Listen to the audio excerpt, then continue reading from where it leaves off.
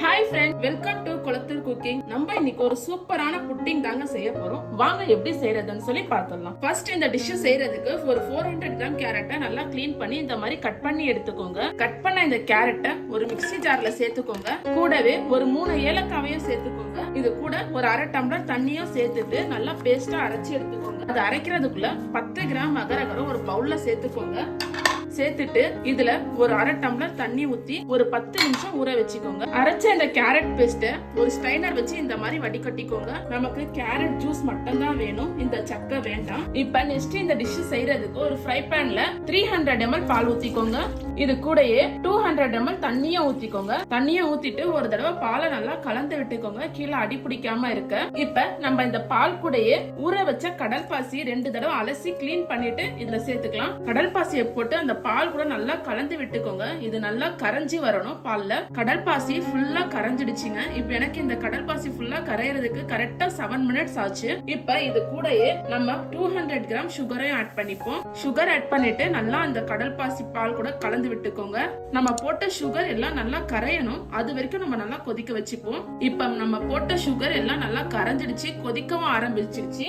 இந்த டைம்ல நம்ம எடுத்து வச்சிருக்க கேரட் ஜூஸ் ஆட் பண்ணிக்கலாம். கேரட் ஜூஸ் ஆட் பண்ணிட்டு நல்லா கலந்து விட்டுக்கோங்க. நான் போட்டிருக்க 200 கிராம் சுகர் எனக்கு கரெக்டா இருக்கு. உங்களுக்கு சுகர் உங்க டேஸ்டுக்கு ஏத்த மாதிரி நீங்க போட்டுக்கோங்க.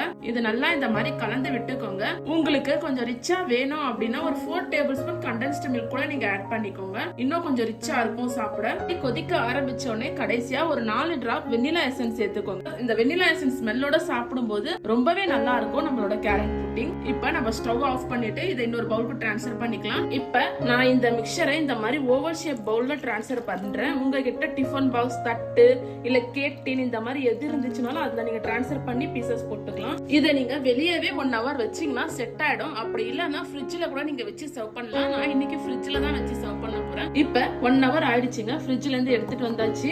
இப்ப நம்ம இந்த கேரட் புட்டிங்க ஒரு பிளேட்ல டிரான்ஸ்ஃபர் பண்ணிக்கலாம். எவ்வளவு சூப்பரா வந்துருச்சுன்னு. இதுக்கு மேல நான் டெக்கரேஷனுக்காக ஒரு புதினா லீஃப் வச்சுட்டு அது கூடயே நான் ஒரு செரியையும் வைக்க போறேன். பார்க்க ரொம்ப அழகா இருக்கும். அதனால நம்மளோட கேரட் புட்டிங் சூப்பராவே ரெடி ஆயிடுச்சு. இப்ப நம்ம இதை கட் பண்ணி பீசஸ் போட்டுடலாம்.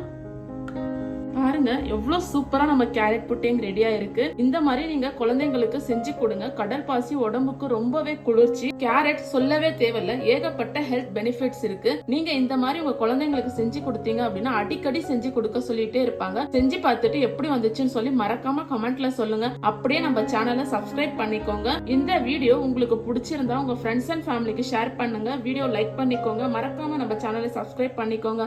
தேங்க்யூ.